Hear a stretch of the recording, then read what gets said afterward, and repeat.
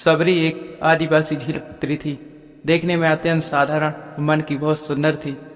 उनके पिता ने उनका विवाह निश्चय किया, लेकिन आदिवासी की एक प्रथा थी कि किसी भी अच्छे कार्य से पहले वह निर्दोष जानवरों की बलि देते थे। इस प्रथा के लिए सबरी के पिता उनके विवाह से एक दिन पहले 100 भेड़ बकरियां लेकर आए। तब सबरी ने पिता से पूछा, पिताजी इतने सारे भेड़ बकरियां क्यों लाए हो? पिता ने कहा, सबरी, यह एक प्रथा है जिसके अनुसार तुम्हारी विवाह विधि शुरू करने से पहले इन सभी भेड़ बकरियों की बलि दी जाएगी। यह कहकर उनके पिता वहां से चले जाते हैं। प्रथा के बारे में सुनकर सबरी बहुत दुखी होती है और वह पूरी रात उन भेड़ बकरियों के पास बैठी रहती है। उसके मन में एक विचार था कि कैसे वो निर्दोष जानवरों को बचा पाए। तब एकाएक सबरी के मन में एक ख्याल आता है कि अगर वो सुबह होने से पहले अपने घर से भागकर जंगल चली जाए तो इन निर्दोष जानवरों की जान बच सकती है। सबरी भली भांति जानती थी कि अगर वो इस तरह एक बार घर से जाएगी तो कभी उसे घर वापस आने का मौका नहीं मिलेगा। फिर भी सबरी ने खुद से पहले उन निर्दोष जानवरों की सोची। घर से निकलकर सबरी एक घने जंगल में जा पहुंची। अकेली सबरी जंगल में भटक रही थी। तब उसने शिक्षा प्राप्त करने के उद्देश्य से कई गुरुवरों के आश्रम में दस्तक दी, लेकिन सबरी एक तुच्छ जाति की थी, इसलिए उसे सभी ने दुत्कार कर निकाल दिया। सबरी भटकती हुई मतंग ऋषि के आश्रम पहुंची और उसने शिक्षा प्राप्त की इच्छा व्यक्त की। मतंग ऋषि ने सबरी को अपने गुरुकुल में स्थान दिया। अन्य सभी ऋषियों ने मतंग ऋषि का तिरस्कार किया। सबरी ने गुरुकुल के सभी आचरण आसानी से अपना लिया और दिन रात अपने गुरु की सेवा में लग गई। सबरी जतन से शिक्षा ग्रहण करने के साथ साथ आश्रम की सफाई, गौशाला देखरेख, दूध दोगुना जैसे कार्य सभी गुरुकुल वासियों के लिए भोजन बनाने के कार्य में भी लग गई। कई वर्ष बीत गए। मतंग ऋषि सबरी की गुरु भक्ति से बहुत प्रसन्न हुए।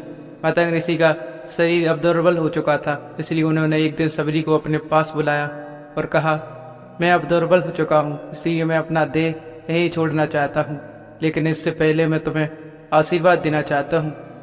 बोलो पुत्री, तुम्हें क्या चाहिए? आंखों में आंसू भरकर सबरी मतंग ऋषि से कहती है, हे गुरुवर, आप ही मेरे पिता हो। मैं आपके कारण ही अभी तक जीवित हूँ। आप मुझे अपने साथ ले चलें। तब मतंग ऋषि ने कहा, नहीं पुत्री, मेरे बात तुम्हें इस आश्रम का ध्यान रखना है। तुम जैसी गुरुपरायण शिष्य को उसके कर्मों का उचित फल मिलेगा। एक दिन भगवान राम तुमसे यहाँ मिलने आएंगे और उस दिन तुम्हारा उद्धार होगा और तुम्हें मोक्ष की प्राप्ति होगी। इतना कहकर मतंग ऋषि अपनी देह त्याग देते हैं। उसी दिन से सबरी हर रोज उठकर बाग जाती, ढेर सारे फल इकट्ठा करती, सुंदर फूलों से आश्रम से आती, क्योंकि उसे भगवान राम के आने का कोई निश्चित दिन नहीं पता था। उसे केवल अपने गुरु की बात पर यकीन था, इसलिए वो रोज श्री राम के इंतजार में समय बिता रही थी। एक दिन सबरी आश्रम के पास के तालाब में जल लेने गई। वहीं एक ऋषि तपस्या में लीन थे। जब उन्होंने सबरी को जल लेते देखा तो उसे अछूत कहकर उस पर एक पत्थर फेंक कर मारा और उसकी चोट से बहते रक्त की एक बूंद से ही सारे तालाब का पानी रक्त में बदल गया। यह देखकर वह संत को बुरा भला कहकर पापी पापी कहकर चिल्लाने लगी। सबरी रोती हुई अपने आश्रम में चली गई। उसके जाने के बाद ऋषि फिर से तप करने लगी। उन्होंने बहुत से जतन किए, उसमें गंगा यमुना सभी पवित्र नदियों का जल डाला, लेकिन वो रक्त जल में नहीं बदला। कई वर्षों बाद जब भगवान राम सीता की खोज में वहां आए, तब वहां के लोगों ने भगवान राम को बुलाया और आग्रह किया कि वे अपने चरणों के स्पर्श से इस रक्त को पुनः जल में बदल दे। राम उनकी बात सुनकर तालाब के रक्त को चरणों से स्पर्श करते हैं, लेकिन कुछ नहीं होता। तब श्री राम ऋषि से पूछते हैं, हे ऋषिवर, मुझे इस तालाब का इतिहास बताएं।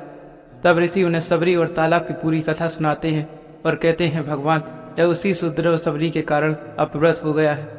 तब भगवान राम दुखी होकर कहते हैं, हे गुरुवर, यह रक्त उसी देवी सबरी का नहीं, मेरे हृदय का है, जिसे तुमने मेरे शब्दों से घायल किया है।